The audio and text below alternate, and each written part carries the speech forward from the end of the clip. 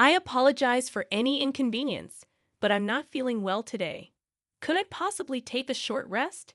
It's quite unfortunate that I'm under the weather, especially since I am working remotely and have a virtual meeting scheduled.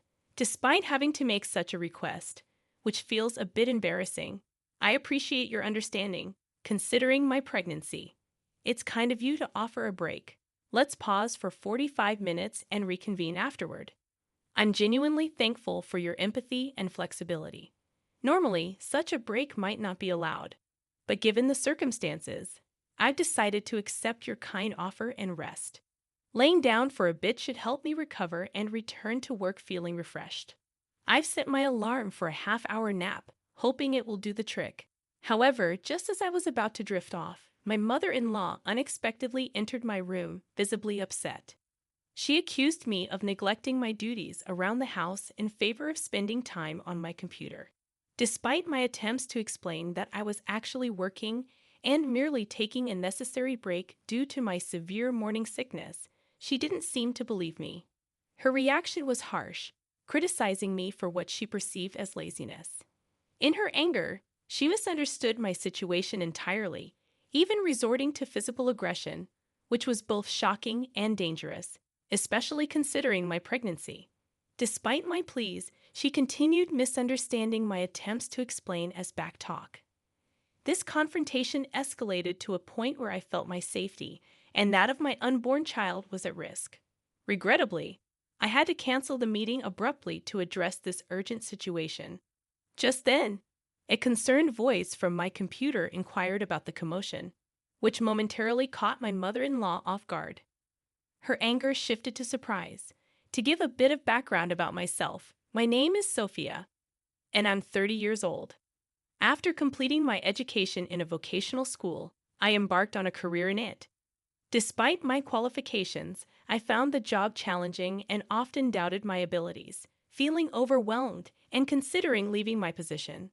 However, around 4 years into my role, just as I was about to discuss my resignation due to the toll it was taking on me both physically and mentally, my boss proposed a different path. He recognized my contributions and offered me the opportunity to lead a new project, acknowledging my hard work and potential. This was a pivotal moment in my career. Feeling uncertain, I shared my doubts with my boss, confessing that taking on a new project seemed daunting, especially since I was on the verge of resigning. I couldn't imagine anyone entrusting me with such a significant responsibility given my hesitations. To my surprise, my boss reassured me, stating that it's natural not to be able to tackle everything solo and that teamwork was the key to success.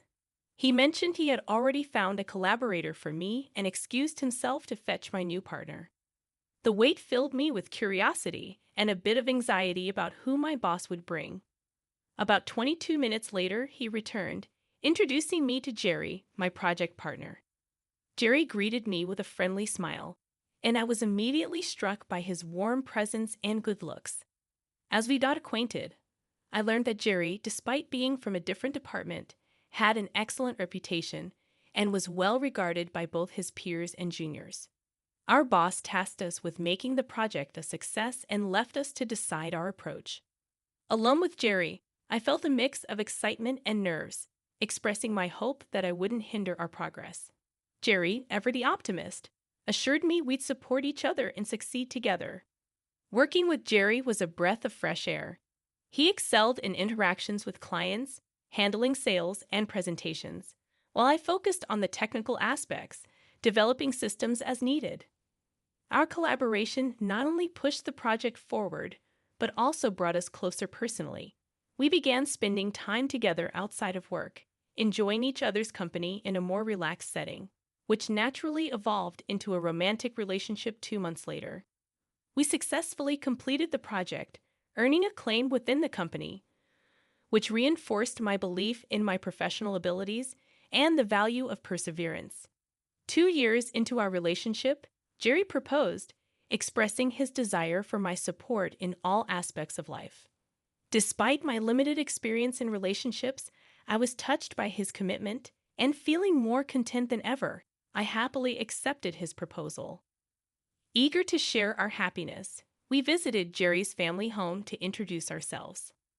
Upon arrival, Jerry's father welcomed us warmly, complimenting my appearance and inviting us in with open arms.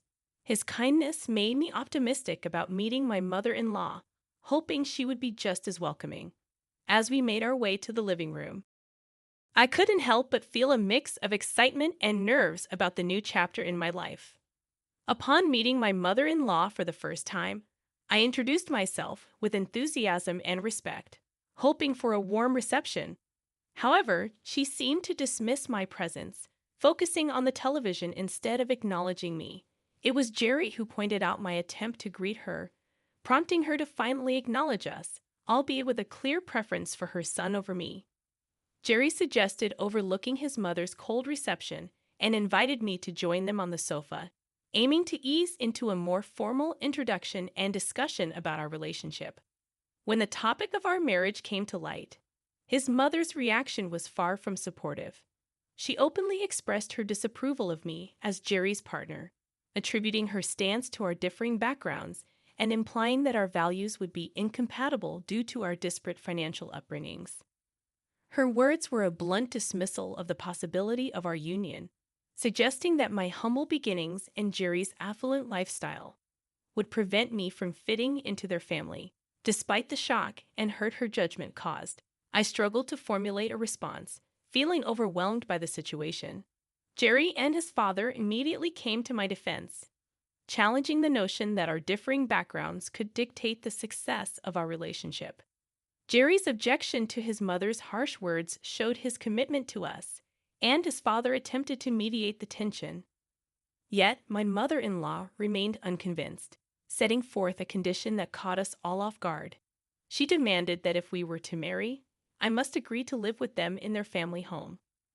This unexpected ultimatum was her way of granting her approval for our marriage, placing me in a difficult position.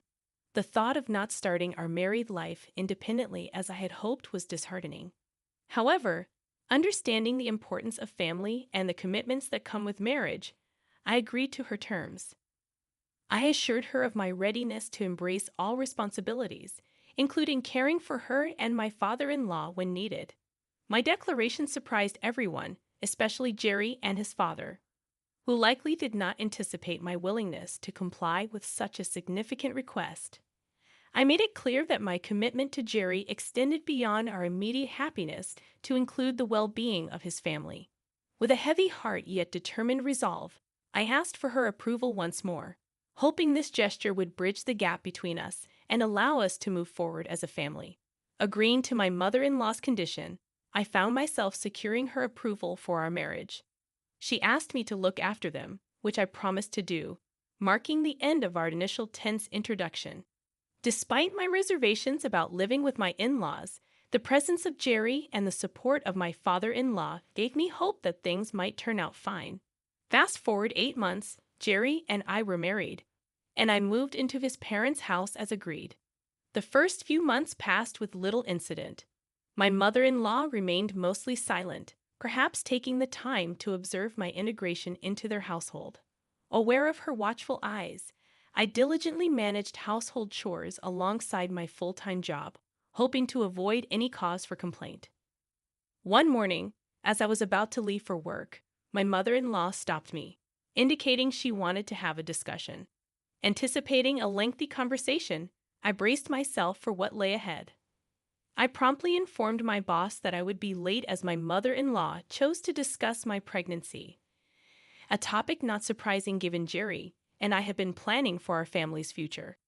I was prepared for her thoughts, expecting her to suggest I quit my job to focus on the pregnancy and eventual motherhood. Indeed, she voiced exactly that opinion, arguing that I should leave my job immediately. This stance was difficult for me to accept. Before marrying Jerry, quitting might have seemed like a plausible option. However, my work had become a significant part of my identity and happiness. Moreover, with a baby on the way, the financial stability my job provided felt more crucial than ever. Despite my reasoning, my mother-in-law persisted, criticizing my decision to work and even my ability to manage household tasks. Her harsh words began to take a toll on my well-being. The conversation stretched on, and as time ticked away, I realized I was significantly late for work. Feeling cornered, I acknowledged her demand to quit my job, though I had no real intention of doing so.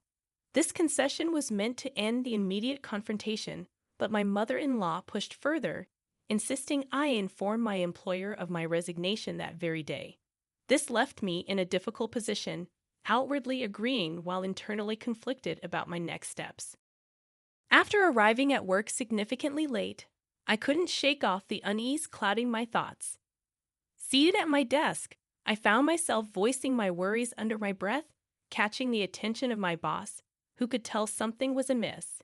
Despite my attempts to dismiss his concerns, he saw through my facade and guided me to a secluded conference room for a private discussion. Reluctantly, I opened up about the dilemma I was facing at home.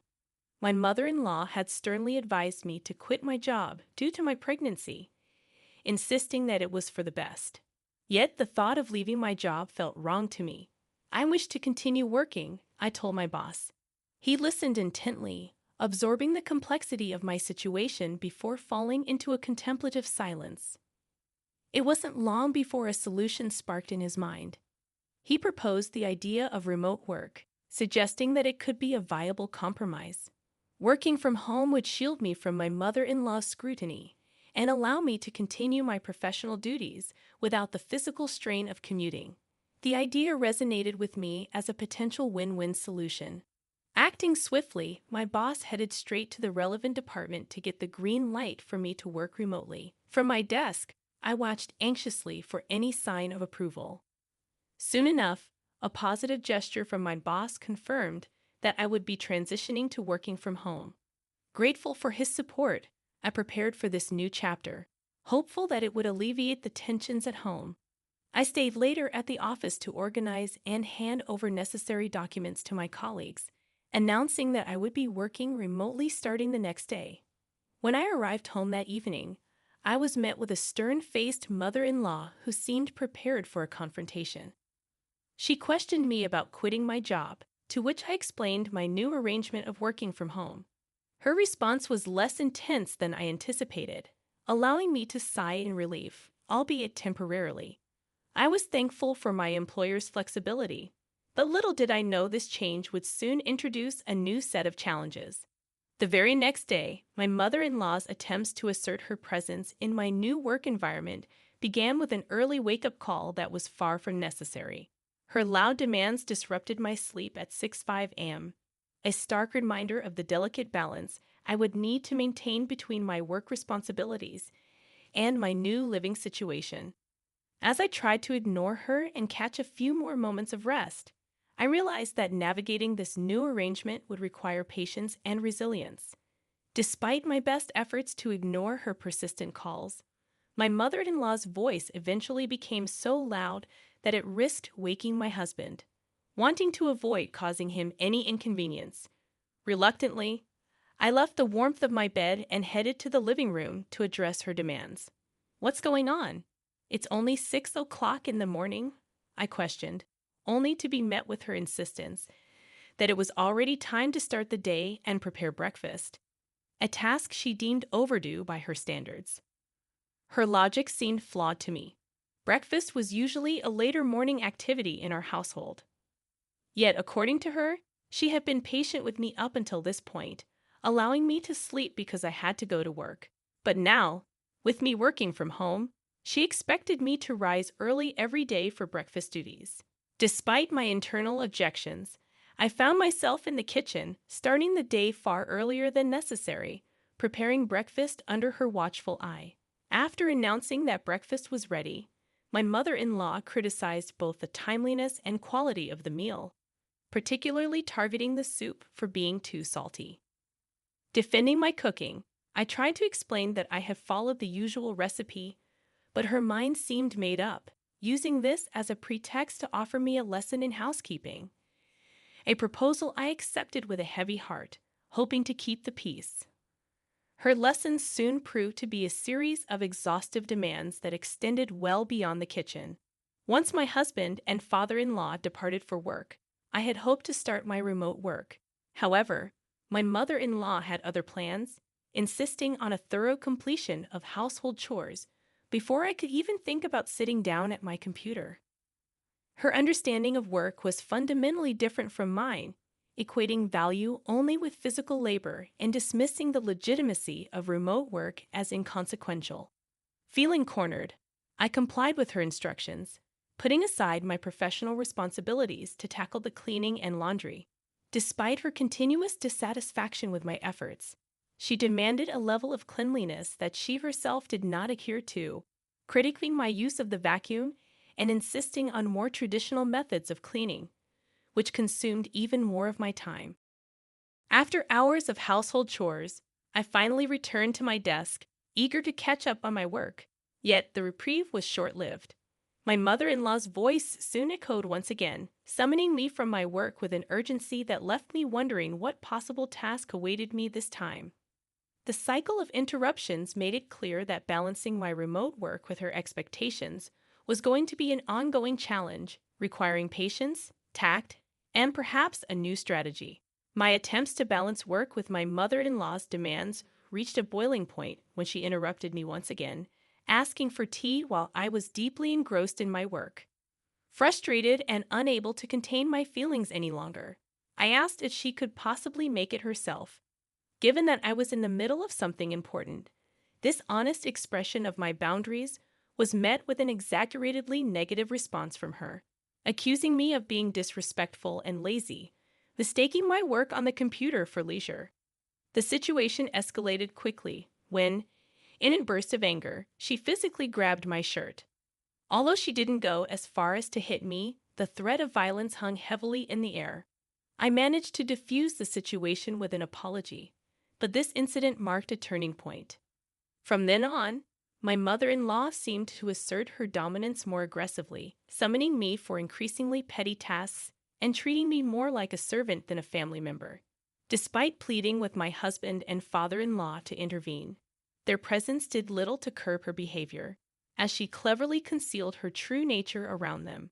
Months of enduring this treatment left me both physically and emotionally drained. However, a particularly distressing incident occurred on a day when I had diligently completed all my chores early in anticipation of an important online meeting, just as the meeting was about to start. Feeling suddenly unwell, I had to request a short break during the meeting, which was kindly granted by the meeting leader. As I lay down to rest, my room door flew open, and my mother-in-law stormed in, accusing me of shirking my duties under the guise of work. Despite my attempts to explain that I was genuinely unwell and had already completed the household tasks, she launched into a tirade, questioning the legitimacy of my work and accusing me of lying. Her anger escalated to a shocking act of violence as she began to physically assault me, endangering not just my well-being but also that of my unborn child. In a desperate attempt to protect myself and my baby, I had no choice but to cancel the meeting and seek safety. In this moment of crisis, a voice from my computer offered a brief distraction, but it did little to deter my mother-in-law's fury. Her actions, driven by misunderstanding and a refusal to acknowledge the legitimacy of my work and health needs, underscored the severity of the situation, leaving me in a position where I had to reevaluate my living situation and seek a resolution to ensure the safety and well-being of both myself and my child. In a dramatic turn of events, my confrontation with my mother-in-law reached its climax when, after enduring months of mistreatment, an unexpected ally emerged. As I lay on the bed feeling vulnerable and wronged, my plea for help was unexpectedly broadcasted through the open meeting screen, capturing the attention of my father-in-law, who witnessed the entire ordeal. Reacting swiftly to what he had seen, my father-in-law rushed home, determined to put an end to the abuse. The room was charged with tension as he confronted my mother-in-law, demanding an explanation for her actions. His presence was formidable, echoing the authority he wielded in his professional life. Yet it was clear that his outrage stemmed from a place of protective concern for both me and the unborn child. My mother-in-law, caught off guard and unable to justify her behavior, attempted to defend herself. The situation escalated when my father-in-law revealed his direct involvement in the project that had brought me into the meeting, a project that symbolized a collaborative effort between our companies and highlighted the importance of my work. The revelation that my professional contributions were integral to a project of such significance seemed to momentarily shift the power dynamics within the room. Yet, the scene took a concerning turn when, in a moment of misguided retribution, my father-in-law mimicked my mother-in-law's earlier actions against me. Despite his intentions, I couldn't condone the violence and intervened, urging him to stop. Grateful for his support, but unwilling to see harm come to anyone else, in the aftermath, I found the courage to address my mother-in-law directly, challenging her dismissive attitude toward my work and asserting my autonomy. I explained the necessity of my job and the steps I had taken to adapt my working conditions, emphasizing that her demands had repercussions beyond our household. My words were an assertion of my independence, that I was neither her servant nor someone to be belittled or controlled. Her response to my defiance was predictable. Yet in that moment, I stood my ground, empowered by the validation of my work and the support of my family. The confrontation served as a pivotal moment, one that redefined the boundaries within our household and marked a new chapter in my journey toward balancing my professional ambitions with my personal life. In a moment of confrontation, I stood my ground against my mother-in-law's attempt to physically intimidate me once more. Instead of succumbing to fear, I firmly caught her wrist, warning her against underestimating me due to my apparent calm demeanor. My assertion of self-defense seemed to take her by surprise, leading to a moment of realization for her. She looked defeated and agreed to my request to inform the person in charge of the meeting about its cancellation, allowing me some peace to concentrate on my work. Later, as my father-in-law returned to his professional commitments, I noticed a significant shift in my mother-in-law's behavior. She no longer interfered with me. This newfound tranquility allowed me to make remarkable progress in my work undisturbed, a stark contrast to the previous months of constant interruptions. That evening, as I was preparing dinner, my husband and father-in-law arrived home. My husband, having been briefed by his father about the day's events, expressed concern for my well-being. Despite the tension, I reassured him that I was all right.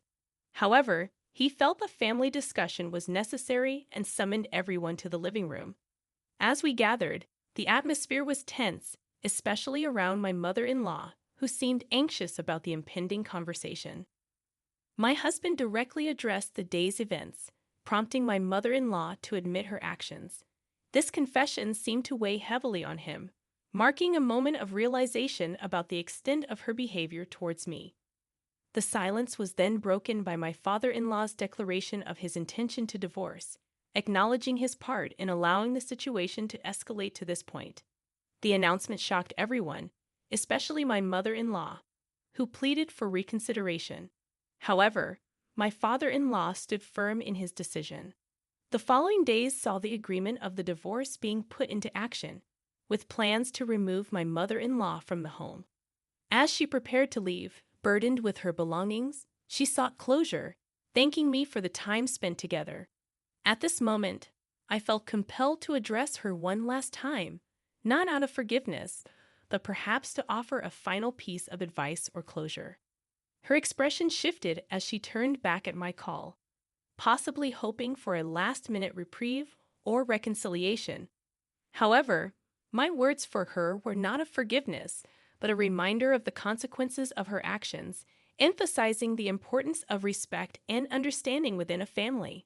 This encounter, though brief, was a poignant reminder of the complex dynamics that had unfolded and the transformative journey we had all embarked on as a result of these tumultuous events. After my mother-in-law left the house, carrying the weight of her actions and the consequences they brought, I couldn't help but feel a mix of relief and contemplation.